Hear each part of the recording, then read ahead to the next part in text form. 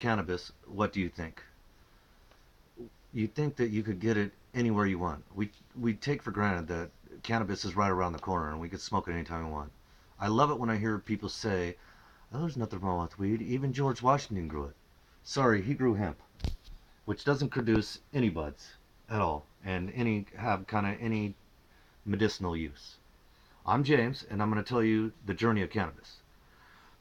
For thousands of years, cannabis has been growing wild in places like Afghanistan, Pakistan, Africa, Ethiopia, such as Durban, Swaziland.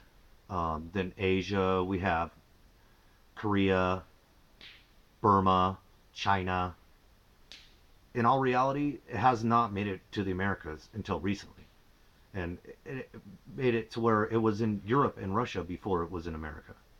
So, although the sister plants of cannabis exist in North America, ruderalis and hemp, the true cannabis plant hasn't always been here.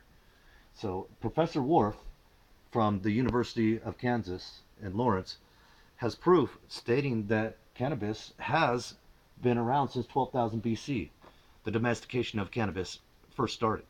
And in 12,000 BC, it started out being used as for spiritual purposes, and eventually the Vikings used it, and they used it for pain, such as like toothaches and giving childbirth. I don't know if you can imagine someone giving birth and smoking some cannabis at the same time, but it sounds a little crazy.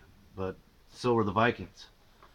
So, we have proof from author Ernest Abel from the year 2000 that cannabis traveled from eastern China to Korea, and it was actually being grown on a large scale. Like we put it on the scale of maybe being grown as a staple crop in a stoner's eyes, as corn, sugar, rice.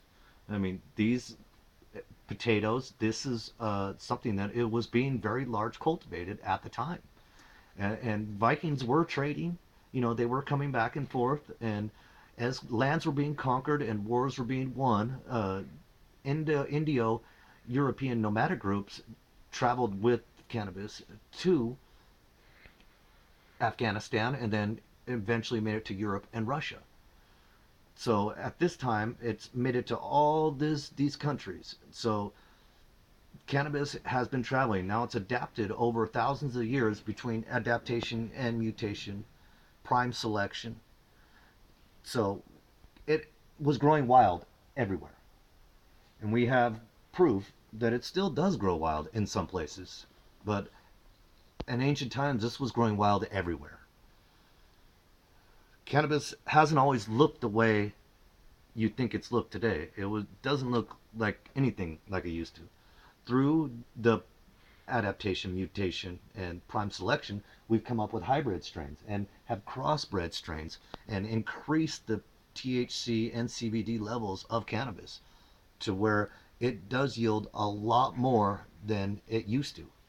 And it by crossbreeding these strains and inbreeding, crossbreeding, we've created strains that really will not survive in the wild. And because of that inbreeding, we've inbred and crossbred at the same time. And inbreeding over a long time will cause a plant's size to decrease and be more susceptible to pests, according to scientist Robert Fischel, Department of Microbiology, and Luke Mathis, CEO of Collectus Plant Scientists.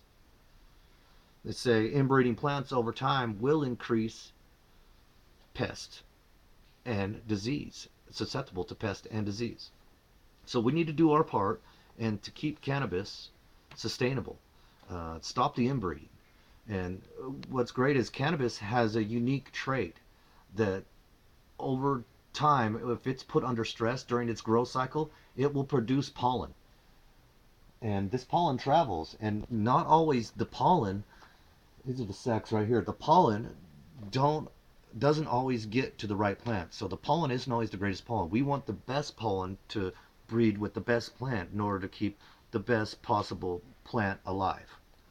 So this little sac of pollen could travel 25 miles. So we could actually give some weak genetics and weakened genetics of the plant over time by not controlling the pollen of that's being put off. So let's do our part as humans and keep cannabis sustainable in a natural environment and keep the climate, because it will become a solely, we don't want cannabis to solely rely on man for survival. So thank you for your time, and hopefully you enjoyed the what I've showed you.